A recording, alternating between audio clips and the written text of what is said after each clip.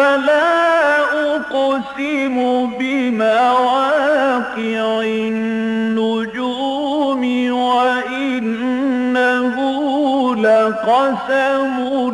لو تعلمون عظيم إنه لقرآن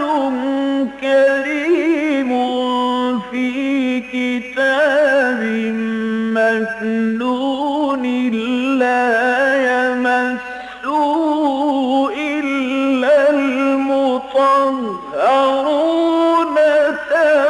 تنزيل من رب العالمين.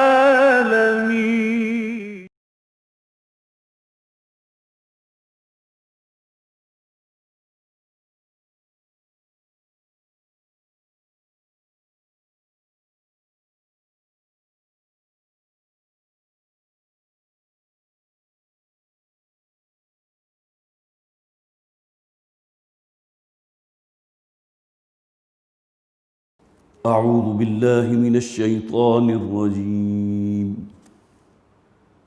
بسم الله الرحمن الرحيم. الذين كفروا وصدوا عن سبيل الله أضل أعمالهم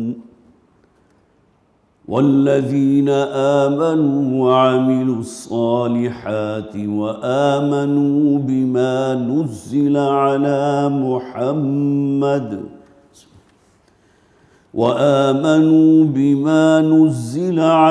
محمد وهو الحق من ربهم كفر عنهم سيئاتهم وأصلح بالهم ذلك بأن الذين كفروا اتبعوا الباطل وأن الذين آمنوا اتبعوا الحق من ربهم كذلك يضرب الله للناس أمثالهم فإذا لقيتم الذين كفروا فضرب الرقاب حتى إذا أثخنتموهم فشدوا الوثاق فإما منا بعد وإما فداء حتى تضع الحرب أوزارها ذلك ولو يشاء الله لانتصر منهم ولكن ليبلو بعضكم ببعض والذين قتلوا في سبيل الله فلن يضل أعمالهم سيهديهم ويصلح بالهم ويدخلهم الجنة عرفها لهم. صدق الله العظيم. رب اشرح لي صدري ويسر لي أمري واحلل عقدة من لساني يفقهوا قولي. اللهم ألهمنا رشدنا واعذنا من شرور أنفسنا آمین یا رب العالمین. حضرات پچھلی مرتبہ آپ کو یاد ہوگا سورہ احقاف کا ایک ہم نے برڈ آئی ویو لیا تھا، ایک اجمالی تجزیہ تھا، اور اس کے بعد جو آیات میں نے جس کا یہاں درس دیا تھا وہ آخری 3 یا 4 آیات تھیں، لیکن اسی رواں روی میں ذہن میں نہیں رہا کہ 2 آیات جو ہیں وہ بیان ہونے سے رہ گئی تھیں. ایک صاحب نے توجہ بھی دلائی اور پھر مجھے فوری طور پر اس کا احساس ہوا کہ واقعتاً اسی طرح ہوا تھا. یہ آیت نمبر 31 ہے اگر آپ نکال سکیں پچھلی سورت سورہ احقاف کی. یہ 2 آیات رہ گئی تھیں. فرمایا یا قومنا اجیبوا داعی اللہ وآمنوا بہ یغفر لکم من ذنوبکم. یہاں اصل میں قصہ وہ بیان ہو رہا تھا جس میں اللہ تعالیٰ فرماتے ہیں کہ ہم نے جنوں کی ایک جماعت کا رخ پھیر دیا حضور کی طرف صلی اللہ علیہ وسلم، جبکہ حضور قرآن حکیم کی تلاوت کر رہے تھے۔ جیسا کہ میں نے عرض کیا تھا کہ مکی دور میں بھی کم سے کم 6 واقعات ایسے ہیں کہ نبی اکرم صلی اللہ علیہ وسلم نے جنوں کو بھی قرآن کی دعوت پہنچائی، اور یہ مختلف صحابہ سے یہ روایات مروی ہیں، ذخیرہ احادیث میں موجود ہیں۔ تو انہی میں سے ایک واقعہ ہے کہ جو وادی نخلہ میں پیش آیا تھا، جبکہ غزوہ طائف کے سفر سے حضور واپس آ رہے تھے۔ اس موقع پر تو جنات کی ایک جماعت اتری اور اس نے حضور صلی اللہ علیہ وسلم کی زبان مبارک سے قرآن حکیم سنا، اور ان کے دل نے گواہی دی کہ بات بالکل سچ ہے۔ ظاہر ہے کہ صرف وہی انسان یا جن گواہی دے سکتا ہے جس کی اپنی فطرت مسخ نہ ہو چکی ہو، اور یہ معاملہ صرف انسانوں میں نہیں ہے کہ ان میں بڑے سلیم الفطرت انسان ہوتے ہیں، بہت سلیم العقل انسان ہوتے ہیں، بلکہ یہ معاملات جنات کے اندر بھی ہیں۔ لہذا ان میں کچھ لوگ ایسے تھے کہ جو پھر اس کلام کو سن کر پھر وہ جو گویا کہ اپنی بستیوں کی طرف روانہ ہوئے، اور ان میں سے ہر نے اپنی جگہ ایک داعی کا کردار ادا کیا۔ تو ان کا یہ قول ہے کہ یا قومنا، اب جنات اپنی قوم سے کہہ رہے ہیں، اے ہماری قوم کے لوگوں، اے جنات، اجیبوا داعی اللہ، لبیک کہو اللہ کی طرف پکارنے والے کی پکار پر۔ اب یہ اللہ کی طرف پکارنے والے کون ہیں؟ محمد رسول اللہ صلی اللہ علیہ وسلم۔ جیسا کہ میں نے عرض کیا کہ آپ نے قرآن کی دعوت، توحید کی دعوت جنات تک بھی پہنچائی۔ ابھی اپنی قوم، اپنے قبیلے میں جا کر وہ داعی کا کام کر رہے ہیں، اور وہی آیات جو انہوں نے سنی تھی وہ جا کر بیان کر رہے ہیں، اور دوسری طرف وہ راغب کر رہے ہیں اپنے جنات کی جماعت کو کہ چلو اور لبیک کہو اس شخص کی پکار پر کہ جو اللہ کی طرف بلا رہا ہے۔ انا سمعنا قرآنا عجبا، ہم نے تو آج ایک بڑا عجیب، بڑا انوکھا کلام سنا ہے، یہدی الی الرشد فآمنا بہ، جو ہدایت کی طرف، کامیابی، فوز و فلاح کی طرف ہدایت کر رہا تھا، رہنمائی کر رہا تھا، ہم اس پر ایمان لے آئے۔ اب گویا کہ تم بھی ہمارے دست و بازو بنو، تم بھی اس میں شامل ہو جاؤ، اس دعوت کے قبول کرنے والے بن جاؤ، وآمنوا بہ، اور اس پر ایمان لاؤ۔ اب یہاں بھی خاص طور پر نوٹ کیجئے، جیسا کہ میں نے عرض کیا تھا، جنات کے اندر انبیاء اور رسول کا سلسلہ نہیں ہے، انسان ہی ہوتے ہیں کہ جو اصل میں گویا کہ جن کے مخاطب انسان بھی ہیں اور جنات بھی ہیں، انبیاء ہیں، رسول ہیں، وہی بات پہنچا رہے ہیں، وہی دعوت آگے پیش کر رہے ہیں۔ آمنوا بھی، ان پر ایمان لاؤ، ان باتوں کو تسلیم کرو کہ جو پکار رہے محمد صلی اللہ علیہ وسلم، یغفر لکم من ذنوبکم، اللہ تعالیٰ تمہارے گناہوں میں سے بھی بہت کچھ معاف فرما دے گا۔ من کے لفظ کو نوٹ کیجئے، مولانا اصلاحی رحمۃ اللہ علیہ نے یہاں خاص طور پر جو اس کا تجزیہ کیا، یہ من تبعیضیہ ہے۔ ایمان لانے کے معنی یہ نہیں ہے کہ اللہ تعالیٰ ہر قسم کے گناہ معاف کر دے گا، بلکہ جہاں تک معاملہ ہے حقوق اللہ کا، وہ اللہ تعالیٰ کے ذمے ہے۔ جیسا کہ قرآن حکیم میں یہ بھی فرمایا گیا نا، انما التوبۃ علی اللہ للذین یعملون السوء بجہالۃ ثم یتوبون من قریب، اللہ تعالیٰ نے ایسے لوگوں کی توبہ قبول کرنا اپنے ذمے واجب قرار دے دیا کہ جو کہیں جہالت میں، جذبات میں آ کر کسی گناہ کا ارتکاب کرتے ہیں، کسی بدعملی کے اندر ملوث ہوتے ہیں اور پھر فوراً توبہ کر لیتے ہیں۔ تو اللہ تعالیٰ اپنے اوپر بھی تو آخر کچھ شے کو لازم کر سکتا ہے، ہم اس پر کوئی شے لازم نہیں کر سکتے۔ یغفر لکم من ذنوبکم، جہاں تک معاملہ ہے حقوق العباد کا، صحیح احادیث اس کے اوپر جو ہے سب سے بڑی سند ہے کہ اگر کسی نے دوسرے پر ظلم کیا ہے، کسی کے اوپر بہتان لگایا ہے، کسی کو طعنہ دیا ہے، کسی کا دل دکھایا ہے اپنی زبان کے ذریعے، تو جب تک اس شخص سے خود کوئی معافی حاصل نہیں کرے گا، اللہ تعالیٰ بھی معاف نہیں فرمائے گا۔ لہٰذا یہ نہیں کہا گیا کہ تمہارے تمام گناہ معاف ہو جائیں گے، بلکہ حقوق العباد کو الگ کر دیا گیا، خاص طور پر یہاں فوکس کیا، جیسا کہ میں نے عرض کیا مولانا اصلاحی رحمۃ اللہ علیہ نے، اور انہوں نے کہا کہ یہاں خاص طور پر اس بات کو ذہن میں رکھیے، حقوق اللہ اللہ معاف فرما دے گا، لیکن حقوق العباد کا معاملہ ایسا نہیں ہے۔ وَيُجِرْكُم مِّنْ عَذَابٍ أَلِيمٍ، اور تمہیں بچا دے گا اس دردناک عذاب سے جو تمہارا مقدر بننے والا تھا۔ وَمَن لَّا يُجِبْ دَاعِيَ اللَّهِ، اب دیکھیے یہ خاص طور پر یہی جنوں کی جماعت کہہ رہی ہے اپنے ہم جنسوں سے، انہی جنات سے جو ان کے قبیلے سے ہیں، اور جو شخص بھی اس داعی کی پکار پر لبیک نہیں کہتا، جس طرح ہم بھی جانتے ہیں نا کہ ایمان مکمل ہوتا ہے اللہ پر ایمان اور اللہ کے رسول پر ایمان صلی اللہ علیہ وسلم، یہی معاملہ، یہی کسوٹی جنات کے لیے بھی ہے۔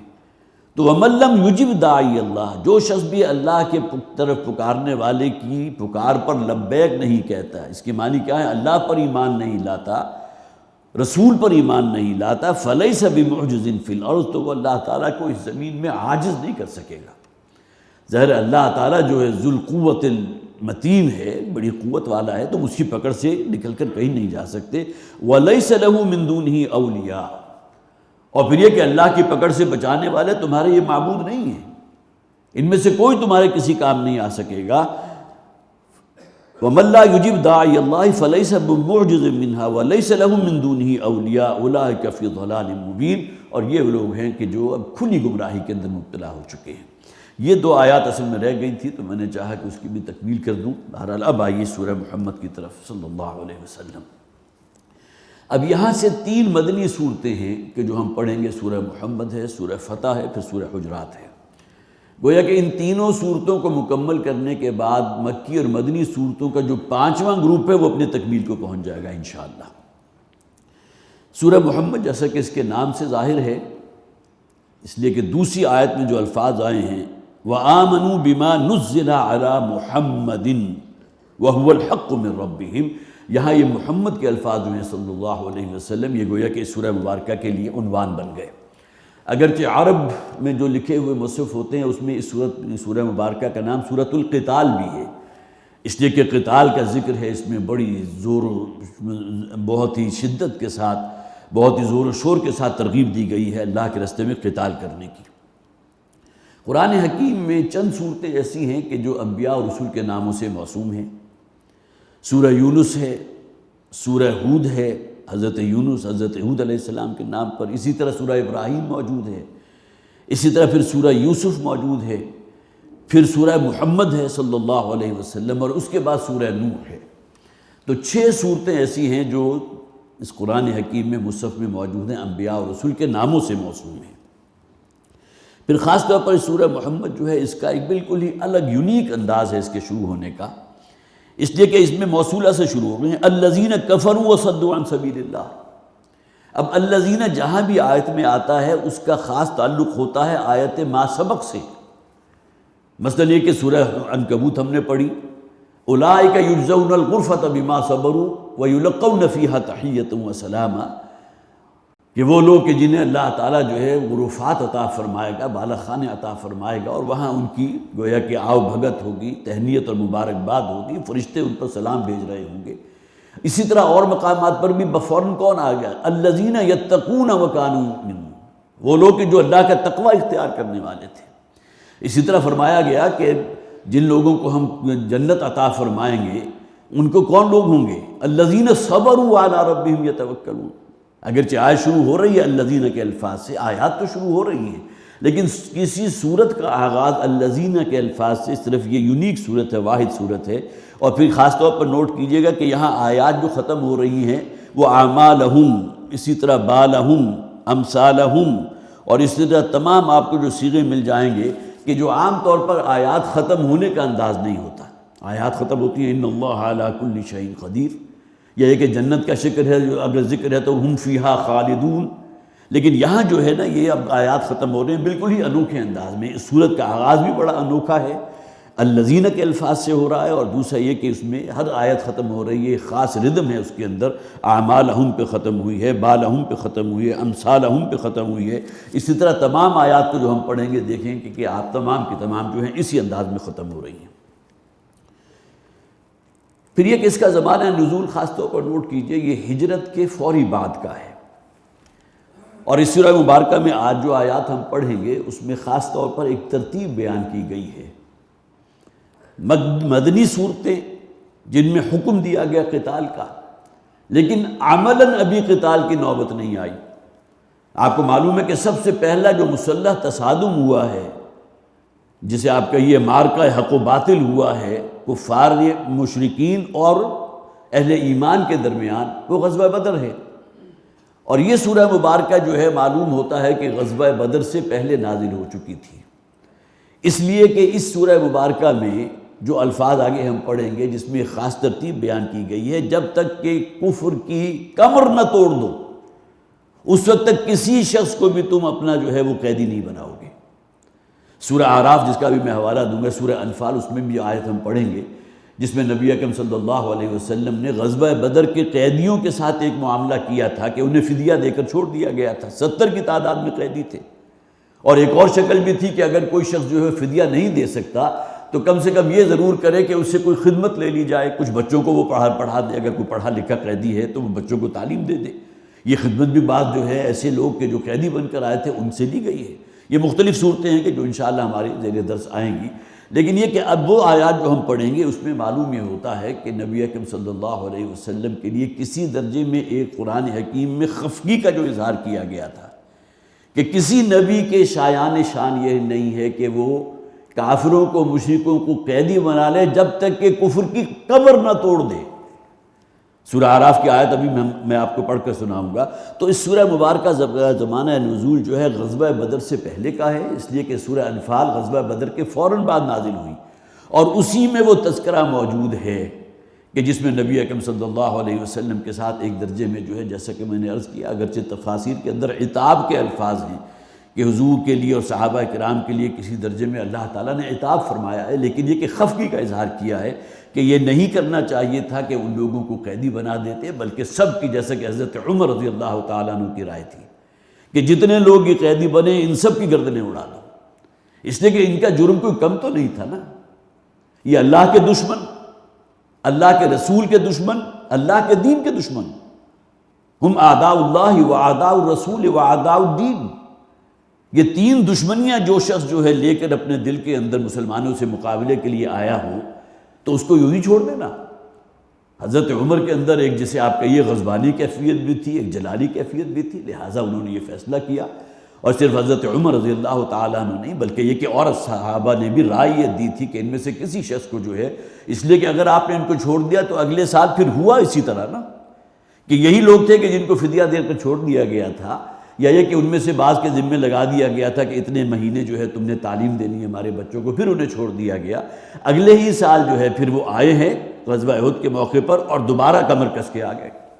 تو حضرت عمر رضی اللہ تعالیٰ عنہ کی رائے اپنی جگہ ایسی تھی کہ جس پر پھر اللہ تعالیٰ نے وہ کمنٹ کیا ہے، تذکرہ کیا ہے کہ جو سورہ انفال میں، جس کی آیت کا بھی میں حوالہ آپ کے سامنے دوں گا۔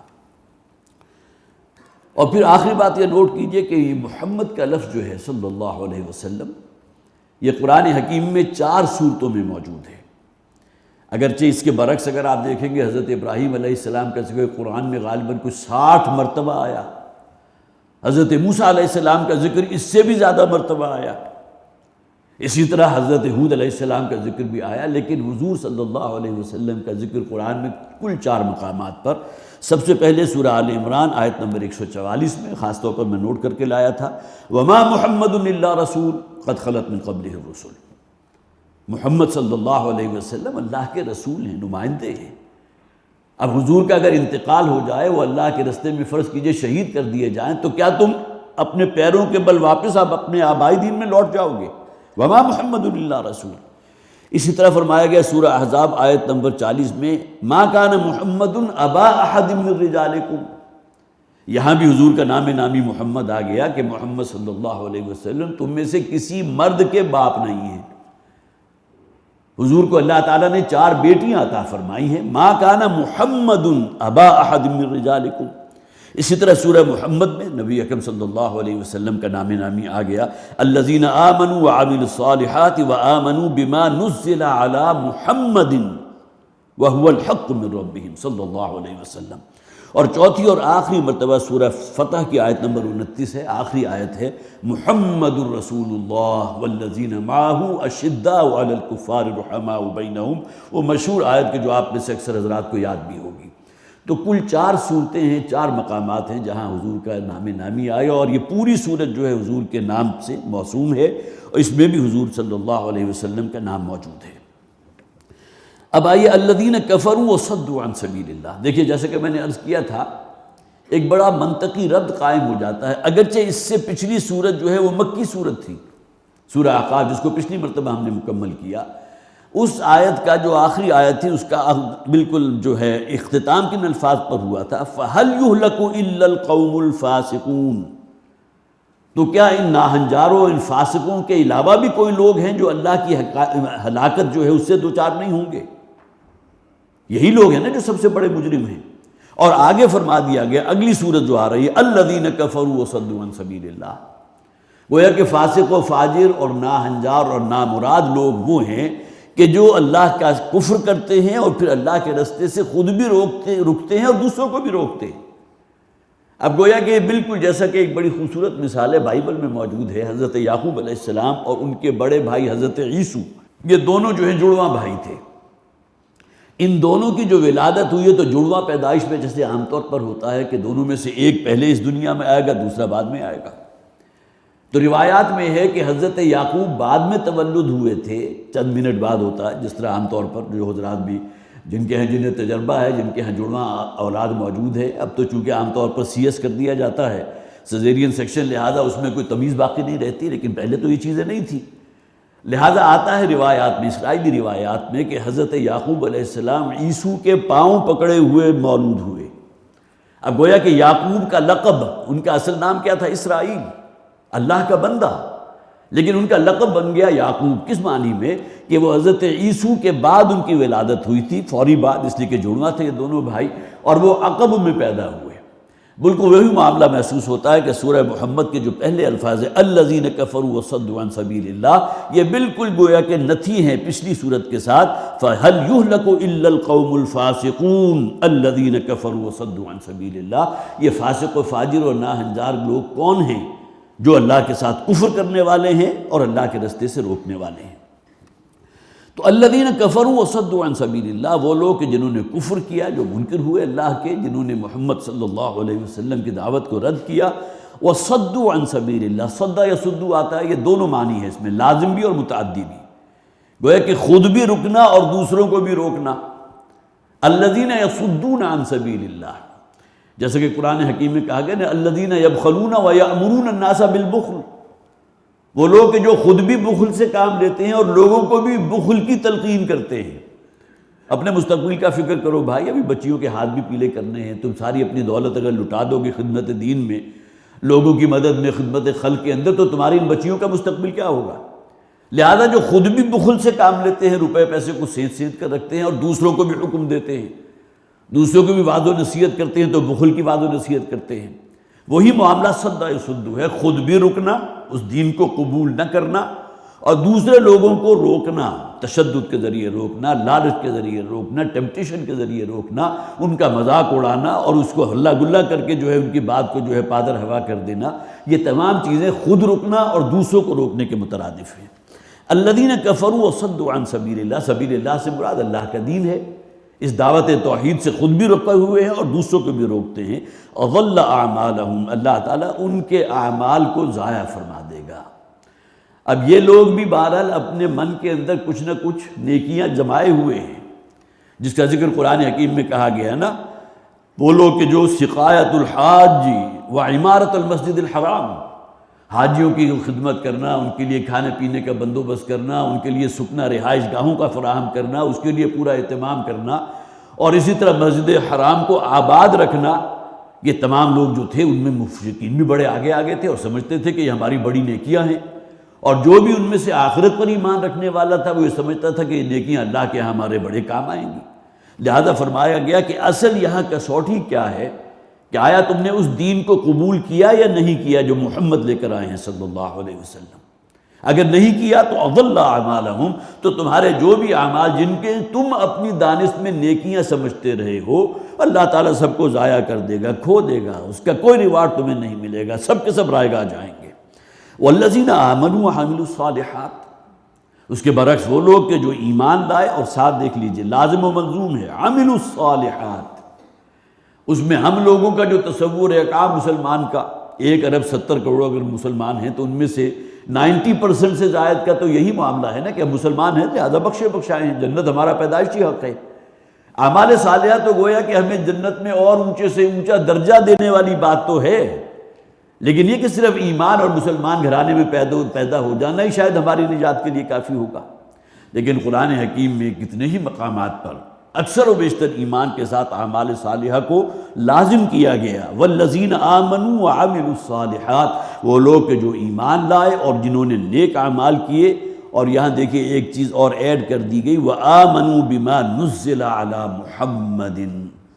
اور وہ ایمان لائے اس شے پر کہ جو نازل کی گئی ہے محمد رسول اللہ صلی اللہ علیہ وسلم پر، اس قرآن حکیم پر ایمان لائے۔ اس لیے کہ حضور کی بھی تو اپنی ایک شخصیت تھی نا، جس طرح ابو جہل نے کیا کہا تھا کہ میں یہ نہیں سمجھتا کہ محمد جھوٹ بول رہے ہیں صلی اللہ علیہ وسلم، لیکن یہ کہ ان پر میں ایمان نہیں لاؤں گا، اس لیے کہ اگر میں ایمان لے آیا تو میں ان کا غلام بن جاؤں گا۔ پھر تو گویا کہ میں نے اگر انہیں اللہ کا نمائندہ تسلیم کر لیا تو میری اپنی تو کوئی خواہش اور مرضی باقی نہیں رہے گی نا، پھر تو میں ان کا غلام بن جاؤں گا۔ اس کے لیے میں تیار نہیں ہوں، میری چودراہٹ، میری سیادت، میرا یہاں سے جو ہے جو میں کہہ دوں تو اس کو گویا کہ سمجھا جاتا ہے پتھر پر لکیر ہے، یہ تمام جو بھی حیثیتیں مجھے یہاں ملی ہوئی ہیں سب کی سب ضائع ہو جائیں گی، لہٰذا ایمان نہیں لایا۔ تو وَآمَنُوا بِمَا نُزِّلَ عَلَى مُحَمَّدٍ، محمد صلی اللہ علیہ وسلم پر جو کلام اترا ہے یہ قرآن حکیم، اس کو مانے کہ یہ اللہ کا کلام ہے، اور اگر واقعتاً اس کو اللہ کا کلام مان لیا تو ان کی زندگی میں انقلاب پیدا ہو جائے گا۔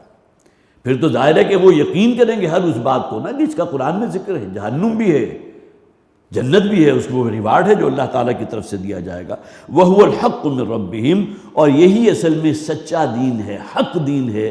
تمہارے رب کی طرف سے، ان کے رب کی طرف سے۔ کفر عنہم سیئاتہم واصلح بالہم، اللہ تعالیٰ ان لوگوں کو جو ایمان لائے اور جنہوں نے نیک اعمال کیے اور انہیں یقین حاصل ہے محمد رسول اللہ صلی اللہ علیہ وسلم کی ذات پر بھی اور اس قرآن پر بھی، اس کلام پر بھی جو اللہ نے ان پر نازل کیا ہے، کفر عنہم سیئاتہم، ان سے اگر کوئی لغزشیں ہو گئی ہیں، کوئی کوتاہیاں ہو گئی ہیں، کچھ گناہوں کا اگر صدور ہو گیا تو اللہ تعالیٰ ان سے معافی فرمائے گا۔ وَأَصْلَحَ بَالَهُمْ، اور پھر یہ کہ ان کے معاملات کو بہت ہی سدھار دے گا۔ ابھی اس وقت تو ایسا محسوس ہو رہا ہے نا، جیسا کہ میں نے عرض کیا ہجرت کے فوراً بعد یہ سورہ مبارکہ نازل ہو رہی ہے، غزوہ بدر سے پہلے نازل ہوئی ہے، لہذا ابھی تو وہ حالات نہیں ہیں، محسوس ایسا ہو رہا ہے کہ کچھ معلوم نہیں کہ یہ مکہ والے جو ہے ہمیں یہاں چین سے رہنے بھی دیں یا نہ رہنے۔ حضور نے وہاں سے جو ہجرت کی ہے تو جس طرح آپ 3 دن جو ہے غار ثور کے اندر پوشیدہ رہے ہیں اور اس کے بعد پھر وہاں سے نکلے ہیں، اس لیے کہ وہاں مکہ میں اعلان کر دیا گیا تھا کہ جو شخص بھی لے آیا حضور کے بارے میں کہ زندہ یا مردہ کسی حالت میں بھی، اس کو 100 اونٹ انعام دیے جائیں گے، اور یہ بہت بڑا انعام تھا، بہت بڑا ریوارڈ تھا کہ جو ان لوگوں کی طرف سے وعدہ کیا گیا تھا۔ اب لوگ نکلے حضور کی تلاش میں،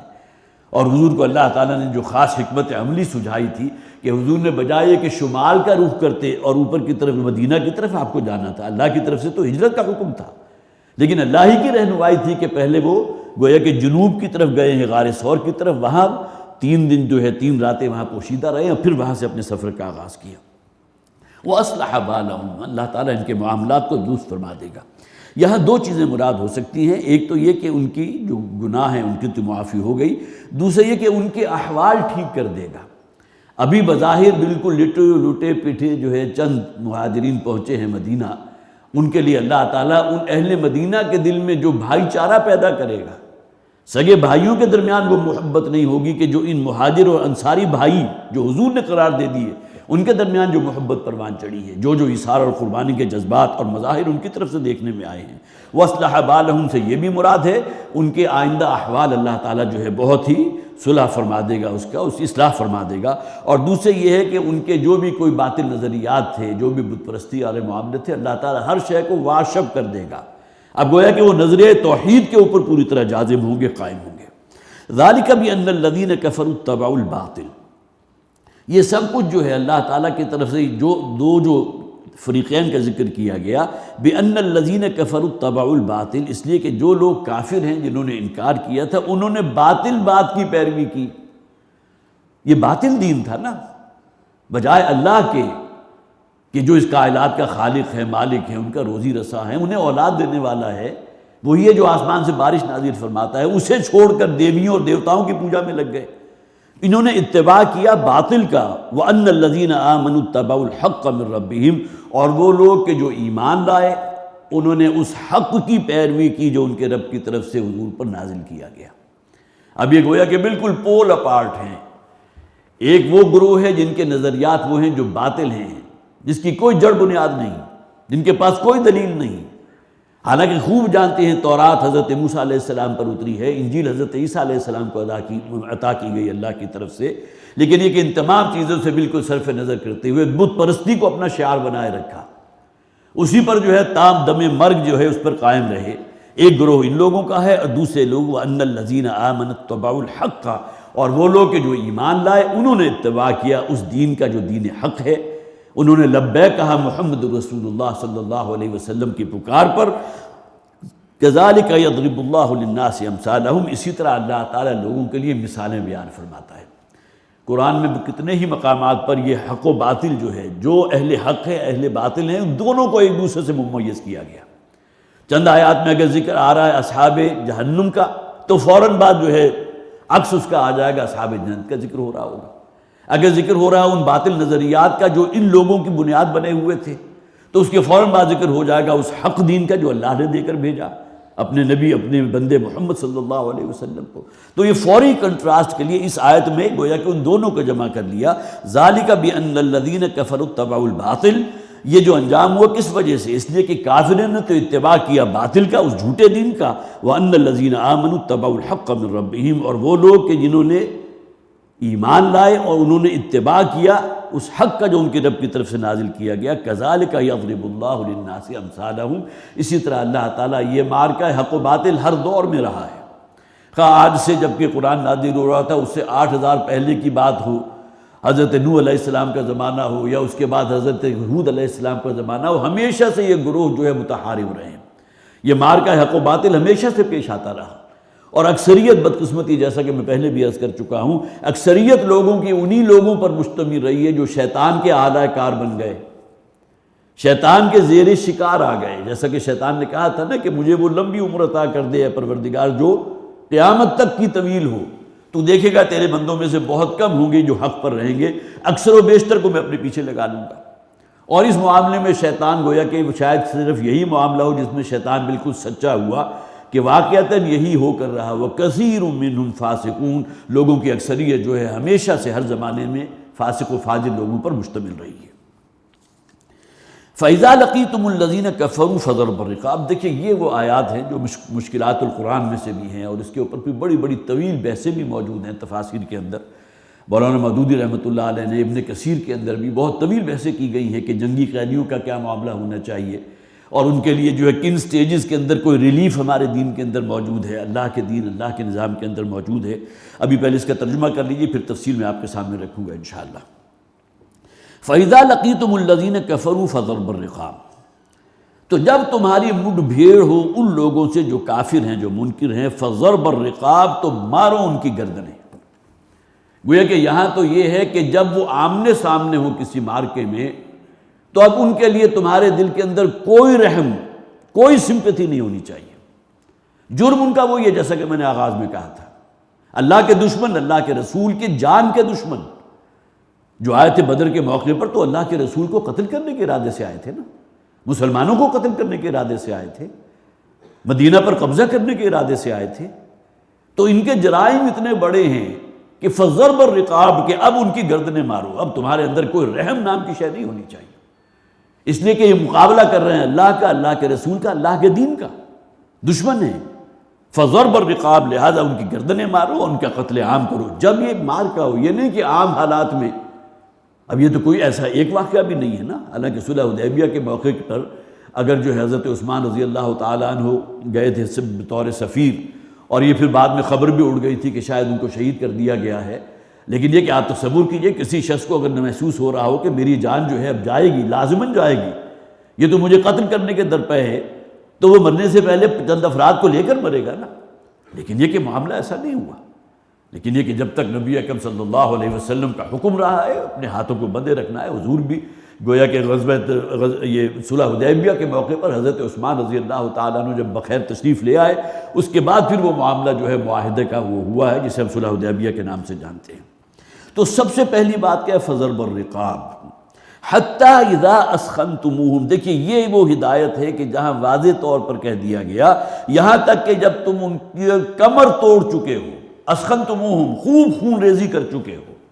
گویا کہ اب کفر کی کمر تم نے توڑ دی ہے اور تمہیں یقین ہو گیا ہے کفر کی طاقت اب ختم ہو چکی، فشد الوثاق، تو اب اگر جو کچھ لوگ ہیں جو بچے ہوئے ہیں تو ان کو تم قیدی بنا سکتے ہو، ان کو قید کر لو۔ فشد الوثاق، وثاق کسے کہتے ہیں؟ کسی شے کو جکڑ لینا،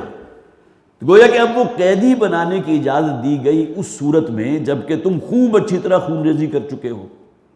یہ الگ بات ہے کہ غزوہ بدر کو اگر آپ اپنے سامنے رکھیں تو مسلمانوں کو فتح مل گئی تھی، وہ اکثر و بیشتر 1000 کی تعداد میں سے 70 تو وہ تھے نا جو اسی میدان میں جو ہے وہ جہنم واصل ہوئے،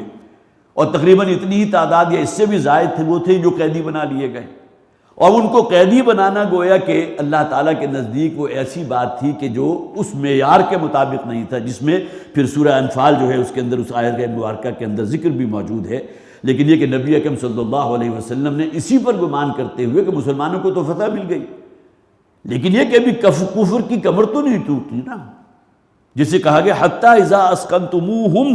جب ان کی کمر توڑ چکو، جب کہ ان کی طاقت ختم ہو چکی، فشد الوثاق، تو اب ان کو قید کیا جا سکتا ہے، انہیں قیدی بنایا جا سکتا ہے۔ فَإِمَّا مَنًّا بَعْدُ وَإِمَّا فِدَاء، اب جو شخص قیدی بن گیا اس کے بارے میں 2 آپشن موجود ہیں، اب ان کو یا تو ظاہر ہے کہ رہائی صرف اسی صورت میں ہوگی جبکہ اسلام واقعتاً غالب ہو چکا ہو، اسلام ابھی مغلوب ہے اور اندیشہ ہے کہ جنہیں رہا کریں گے وہ واپس جا کر پھر اگلے سال دوبارہ اسی قوت کے ساتھ حملہ آور ہوں گے، پھر تو بات نہ بنی۔ تو گویا کہ جب ان کی طاقت کو کچل چکو اور ان میں سے کچھ قیدی آ جائیں تو اب ان قیدیوں کے ساتھ تم حسن سلوک کا معاملہ کر سکتے ہو۔ فَإِمَّا مَنًّا بَعْدُ وَإِمَّا فِدَاء، چاہے تو ان کو احسان لے کر ان کو ویسے ہی بغیر کسی فدیے کے جو ہے ان کو آزاد کر دو، وَإِمَّا فِدَاء، چاہے تو ان میں فدیہ لے کر آزاد کرو۔ اب یہ آیہ مبارکہ جیسا کہ میں نے عرض کیا غزوہ بدر سے پہلے نازل ہو چکی۔ اب آئیے سورہ انفال جس کا بھی میں نے آپ کو حوالہ بھی دیا تھا اس کی آیت نمبر 67 کی طرف۔ مَا كَانَ لِنَبِيٍّ أَن يَكُونَ لَهُ أَسْرَىٰ حَتَّىٰ يُثْخِنَ فِي الْأَرْضِ۔ اب یہ سورہ مبارکہ یہ آیات نازل ہو رہی ہیں غزوہ بدر کے بعد۔ سورہ محمد جو پہلے نازل ہو چکی اس کے اندر وہ حکم موجود تھا کہ ان کی گردنیں مارو، جب ان کی کمر توڑ دو، خوب خون ریزی کر چکو تو اب انہیں قید بھی بنایا جا سکتا ہے، اور اس میں 2 آپشن موجود ہیں، ان پر احسان کرتے ہوئے انہیں رہا کر دو بغیر فدیے کے، یا فدیہ دے کر ادا کر دو۔ اس کی بھی بہت سی شکلیں جو ہیں ہمارے فقہا نے، اس لیے کہ جنگی قیدیوں کے ساتھ جو پرزنرز آف وار ہوتے ہیں ان کے ساتھ کیا سلوک ہونا چاہیے، ان کے لیے کیا کیا ہمارے دین کے اندر گنجائشیں موجود ہیں، کیا تبدیلی میں بھی ان کے ذریعے اپنے کسی مسلمان بھائیوں کو جو ہے آزاد کرایا جا سکتا ہے کہ چند کفار جو ہے قیدی چھوڑ دیے جائیں، ادھر سے اتنے ہی مسلمان یا اس سے زائد تعداد میں مسلمان وہ چھوڑ دیں۔ یہ تمام شکلیں جو ہیں فقہا نے اس کے اوپر بڑی طویل بحثیں کی ہیں، لیکن ظاہر ہے کہ ہمارا یہ درس جو ہے ان بحثوں کا متحمل نہیں ہو سکتا۔ جن حضرات کے اندر بھی دلچسپی پیدا ہو وہ مختلف تفاسیر کا مطالعہ کریں گے تو انشاءاللہ انہیں وہاں اپنے لیے بڑی رہنمائی مل جائے گی۔ اب آئیے سورہ انفال آیت نمبر 67 کی طرف۔ مَا كَانَ لِنَبِيٍّ أَن يَكُونَ لَهُ أَسْرَىٰ حَتَّىٰ يُثْخِنَ فِي الْأَرْضِ، کسی نبی کے لیے اس کے لائق نہیں ہے، اس کے شایان شان نہیں کہ وہ قیدی بنا لے، أَن يَكُونَ لَهُ أَسْرَىٰ، کہ اس کے لیے قیدی ہوں، حتیٰ یسخن فی الارض، جب تک کہ خوب اچھی طرح ان کی قوت کو توڑ نہ دیا جائے، خوب خون ریزی نہ کر دی جائے۔ تریدون عرض الدنیا، کیا تم یہ دنیا کا ساز و سامان چاہتے ہو؟ اس لیے کہ قیدی بنا لو گے تو ان سے فدیہ حاصل ہو جائے گا، اور یہ فدیہ جو ہے جو جنگ بدر کے قیدی تھے اس کی ابھی ایک روایت میں پڑھ رہا تھا 1000 دینار یا 1000 درہم سے لے کر 5000 درہم تک کا فدیہ تھا، تو بہت بڑی رقم تھی کہ جس کے عوض ایک ایک قیدی کو رہا کیا گیا یا ان سے کوئی خدمت لی گئی۔ واللہ یرید الآخرہ، اور اللہ تعالیٰ تو تمہاری آخرت کو سنوارنا چاہتا ہے، آخرت کا طالب ہے۔ واللہ عزیز الحکیم، اللہ عزیز بھی ہے اور کمال حکمت والا۔ لولا کتاب من اللہ سبق لمسکم فیما اخذتم عذاب عظیم، اگر اللہ تعالیٰ ایک بات پہلے ہی سے لکھ نہ چکا ہوتا تو تمہیں لازماً پہنچتا اللہ کی طرف سے ایک بڑی سزا کا معاملہ ہوتا تمہارے ساتھ۔ اب یہ آیات جو نازل ہوئی ہیں اور حضور پر عین غزوہ، بلکہ روایات کے اندر یہ موجود ہے جبکہ مسلمانوں کو فتح بھی مل گئی تھی اور غزوہ بدر گویا کہ مسلمان فتح یاب ہو گئے، ایک طرف مسلمانوں کے اندر خوشی بھی تھی، لیکن یہ کہ حضور اور حضرت ابوبکر صدیق رضی اللہ تعالیٰ عنہ ایک درخت کے نیچے بیٹھے ہوئے تھے اور آپ زار و قطار رو رہے تھے، اس وقت یہ آیات نازل ہوئی تھی، اور اس موقع پر حضور نے فرمایا تھا، اس لیے کہ حضور فیصلہ کر چکے تھے کہ ان قیدیوں کو قتل نہیں کرنا بلکہ انہیں فدیہ دے کر یا ہم رہا کر دیں گے، یا یہ کہ ان کے عوض ہم ان سے کوئی خدمت لے لیں گے، کوئی بچوں کی تعلیم کا کوئی بندوبست ہو جائے گا یا کوئی اور شکل بھی کچھ بھی ہو سکتی ہے۔ تو اس موقع پر بھی حضور نے فرمایا کہ اللہ کی پکڑ اور اللہ کا غصہ جو ہے اس درجے بھڑکا ہوا ہے اس بات پر کہ وہ عذاب کے جس کا اللہ تعالیٰ کوئی فیصلہ کر چکا ہوتا وہ ہمارے بالکل سروں پر آ چکا تھا۔ یہ اللہ تعالیٰ کی کمال فضل ہے، اس کی رحمت کا معاملہ ہے کہ وہ عذاب ہم پر نہیں آیا، ورنہ یہ واقعہ جو ہے وہ سیرت کی کتابوں میں احادیث کے اندر موجود ہے۔ لولا کتاب من اللہ سبق لمسکم فیما اخذتم عذاب عظیم، اگر اللہ تعالیٰ کی طرف سے ایک نوشتہ پہلے سے طے نہ کر دیا گیا ہوتا کہ بہرحال یہ ایک اجتہادی معاملہ تھا، اگرچہ سورہ محمد کی وہ آیہ مبارکہ کہ جو ابھی ہم نے پڑھی ہے وہ پہلے نازل ہو چکی تھی اور اس میں خاص طور پر اس بات کو واضح کر دیا گیا تھا، لیکن اس کے باوجود بھی حضور کی جو ایک رحمت ہے آپ کی طبیعت کے اندر، ایک شفقت کا معاملہ، ایک نرمی کا معاملہ، حضرت عمر رضی اللہ تعالیٰ عنہ کی رائے تو وہی تھی کہ ان میں سے تمام جتنے بھی قیدی ہاتھ لگے ان سب کی گردنیں اڑا دی جائیں، بلکہ ان کا مشورہ یہ تھا کہ ان کا وہ عزیز ان کی جان لے کہ جو ان کا قریب ترین ہے۔ اگر کوئی چچا ادھر سے آیا، بھتیجا مسلمان ہو چکا ہے، تو اس چچا کو بھتیجے کے حوالے کیا جائے کہ اس کی گردن مارے۔ حضرت عمر کی یہ رائے تھی، جبکہ حضرت ابوبکر صدیق رضی اللہ تعالیٰ عنہ اور حضور صلی اللہ علیہ وسلم اور چند اور وہ صحابہ جو بڑے نرم دل تھے، ان کی رائے اس کے بارے میں ذرا جسے آپ کہیے کہ کچھ تخفیف والی تھی کہ ان کے ساتھ رعایت کا معاملہ کرنا چاہیے، انہیں رہا کر دینا چاہیے یا فدیہ لے کر ان کو جو ہے وہ آزاد کرنا چاہیے یا ان سے کوئی خدمت لینی چاہیے۔ تو سورہ انفال کی یہ آیہ مبارکہ اور اسی پس منظر میں اگر اس سے پہلے جو سورہ مبارکہ نازل ہو چکی تھی، فَإِذَا لَقِيتُمُ الَّذِينَ كَفَرُوا فَضَرْبَ الرِّقَابِ، سب سے پہلے درجے میں کہ ان کی گردنیں مارو، حَتَّى إِذَا أَسْقَنْتُمُوهُمْ، جب تم انہیں خوب اچھی طرح کچل چکو، ان کی طاقت اور ان کی کمر توڑ چکو، فَشُدُّ الْوَثَاقِ، تو ان کو پھر مضبوطی کے ساتھ قید کر لو، انہیں قیدی بنا لو، فَإِمَّا مَنًّا بَعْدُ وَإِمَّا فِدَاء، اور اس کے بعد پھر اختیار دے دیا گیا، چاہے تو جب حالات ہو جائیں اور اسلام واقعتاً کفر کی کمر ٹوٹ چکی ہو، اسلام غالب ہو، تو اب ان کو تم آزاد بھی کر سکتے ہو، خواہ فدیہ لے کر خواہ ویسے ہی بغیر فدیے کے ان پر احسان کرتے ہوئے۔ حتیٰ تزال حرب اوزارہا، یہ الفاظ بھی بہت اہم ہیں، یہاں تک کہ وہ جو حالت جنگ ہے وہ ختم ہو جائے۔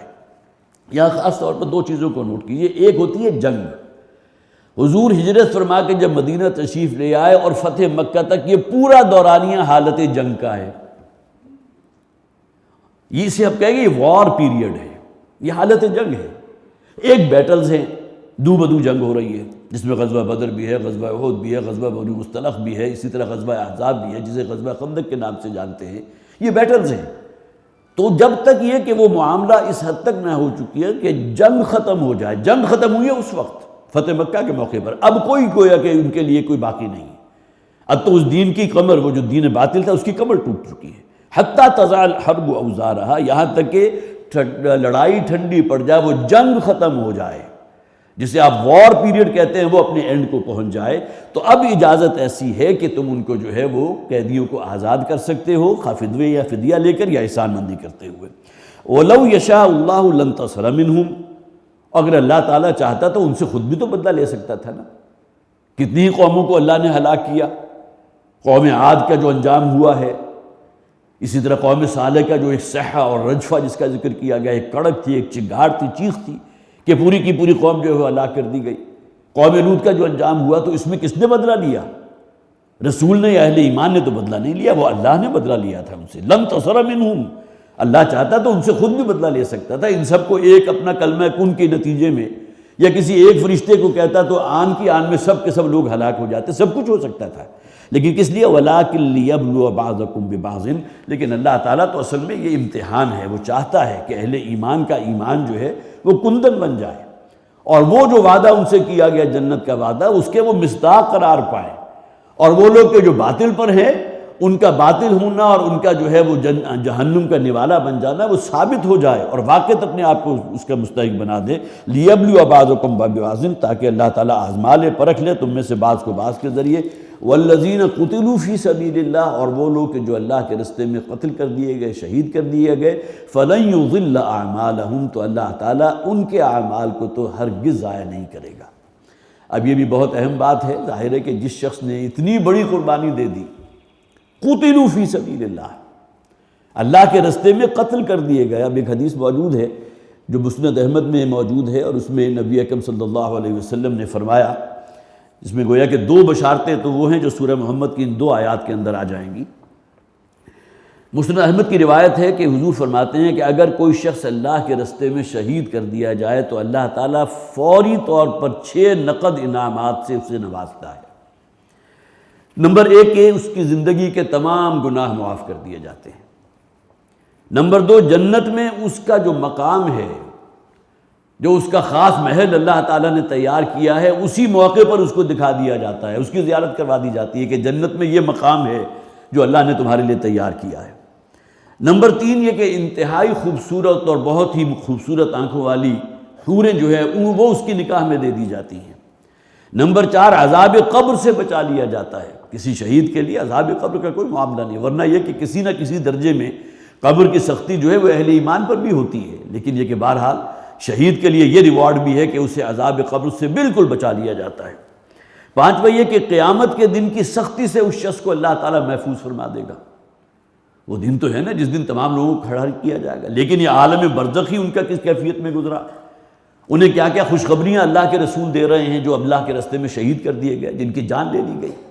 تو یہاں جو فرمایا گیا وَالَّذِينَ قُتِلُوا فِي سَبِيلِ اللَّهِ، وہ لوگ کہ جو اللہ کے راستے میں قتل کر دیے گئے، فَلَن يُضِلَّ أَعْمَالَهُمْ، اللہ تعالیٰ ان کے نیک اعمال کو کبھی ضائع نہیں کرے گا۔ یہاں تو صرف اتنے الفاظ ہیں اور اس کی تبیین فرما دی محمد رسول اللہ صلی اللہ علیہ وسلم نے، جو شخص بھی اللہ کے راستے میں شہید ہو جائے، اللہ کے راستے میں قتل کر دیا جائے تو 6 نقد انعامات ہیں، زندگی کے تمام گناہ اس کے معاف کر دیے جاتے ہیں، جنت میں اس کا جو محل ہے اسے دکھا دیا جاتا ہے، انتہائی خوبصورت حوروں کے ساتھ اس کا بیاہ کر دیا جاتا ہے، عذاب قبر سے بچا لیا جاتا ہے، قیامت کے دن کی سختی سے محفوظ رہتا ہے، اور چھٹے یہ کہ زیور ایمان سے اسے آراستہ کر دیا جاتا ہے۔ اب یہ کیفیت وہ ہے کہ جس کو ہم اپریشیٹ کر نہیں سکتے اس معنی میں کہ زیر ایمان کے زیور ایمان سے اسے آراستہ کر دیا جاتا ہے۔ اس کے معنی کیا ہے؟ اس کی شخصیت کے اندر کیا جاذبیت پیدا ہو جاتی ہے، اس کی شخصیت جو ہے کیسی نورانی ہو جاتی ہے، جو آراستہ کر دیا گیا ہو ایمان سے، تو اس کے بارے میں ہم تو کچھ نہیں سوچ سکتے، لیکن یہ تمام معاملات وہ ہیں کہ جو آخرت میں قیامت میں ہمارے سامنے آ جائیں گے۔ قرآن حکیم میں بھی تو کہا گیا نا، جو بھی اللہ کے راستے میں شہید ہو جائے اسے مردہ نہ کہو، بل احیاء عند ربہم یرزقون، اس دنیا سے تو وہ پردہ کر گئے لیکن یہ کہ وہ زندہ ہیں اور اللہ تعالیٰ ان کا رزق ان تک پہنچا رہا ہے۔ اور واقعہ یہ ہے کہ ایسا ہے جو یہ فرمایا گیا، مجھے فوری طور پر یاد آئی غالباً سورہ مومن میں ہم نے وہ آیہ مبارکہ جو پڑھی تھی کہ جس میں وہ جو اللہ کے راستے میں شہید کیے گئے تھے تو اس نے یہ کہا تھا یا لیت قومی یعلمون بما غفر لی ربی وجعلنی من المکرمین، کاش کہ میرے مومن بھائیوں کو جو ابھی دنیا میں موجود ہیں، اس کو تو شہید کر دیا گیا، تفصیل سے قصہ موجود ہے بلکہ سورہ یاسین کے اندر ہے یہ، کاش کہ میرے ان مومن بھائیوں کو جو اب رہ گئے ہیں دنیا میں ان کے علم میں آ جائے کہ اللہ تعالیٰ نے کیا تکریم فرمائی ہے میری، حالانکہ ابھی قیامت تو نہیں ہوئی، ابھی تو صرف اس کی جان لی گئی ہے، اور یہ 6 وعدے اگر اسے فوری طور پر نقد حاصل ہو جائیں تو اس کی تکریم کس درجے کی ہوگی آپ اس کا اندازہ کر سکتے ہیں کہ میرے رب نے میری کیسی جو ہے عزت افزائی فرمائی ہے، مجھے کیا کچھ عطا فرما دیا۔ حالانکہ ابھی اس کے جو ساتھی ہیں کہ یا لیت قومی یعلمون، کاش کہ میرے ساتھیوں کو معلوم ہو جائے کہ میرے رب نے میرے ساتھ کے پر کیا کرم کا معاملہ فرمایا اور کتنا احسان فرمایا۔ تو الذین قتلوا فی سبیل اللہ، وہ لوگ کہ جو اللہ کے راستے میں قتل کر دیے گئے، فلن یضل اعمالہم، تو اللہ تعالیٰ ان کی نیکیاں ان کے اعمال ضائع نہیں کرے گا، سیہدیہم ویصلح بالہم، یہاں بھی فرما دیا گیا انہیں حق کے راستے پر ہدایت بھی فرما دے گا، معنی یہ کہ وہ اسے اللہ کی رضا تک پہنچا دے گا۔ اس دنیا میں شہید کر دیے گئے، اب یہ گویا کہ اس صراط مستقیم پر ہیں جو اللہ کی رضا اور جنت تک پہنچ جائے گی۔ وَيُصْلِحُ بَالَهُمْ، ان کے تمام معاملات کو، آخر جو اس دنیا سے گیا تو اس کے پیچھے اس کے بیوی بچے بھی تو ہوں گے نا، ان کے اور بھی تو اجزاء و قارب ہوں گے، فوری طور پر تو ایک صدمے کی کیفیت ہے جس سے ہر شخص کو گزرنا ہے، لیکن اب بھی بہرحال وہ مائیں اور وہ باپ جو ہیں انہیں سلیوٹ کرنے کو جی چاہتا ہے کہ جن کا بیٹا کوئی خواہ وہ فوج میں کیپٹن تھا یا لیفٹیننٹ تھا یا اگر شہید ہوا تو وہ گویا کہ اس کے اوپر کوئی غم نہیں ہوتا۔ جنگ ستمبر 1965 میں جو شہید ہوئے تھے ان کے بہت سے واقعات آپ نے سنے ہوں گے، جب ڈیڈ باڈی آئی ہے تو ماں نے جو ہے وہ چوم کر اس کا استقبال کیا، گویا کہ اب جو عزت مجھے ملے گی کہ میں ایک شہید کی ماں ہوں، میں یا شہید کی ایک بیوہ ہوں، تو اس حوالے سے اللہ کے ہاں جو مقام حاصل ہوگا، ظاہر ہے کہ یہ تصور ان لوگوں کے دلوں کے اندر موجود ہوتا ہے۔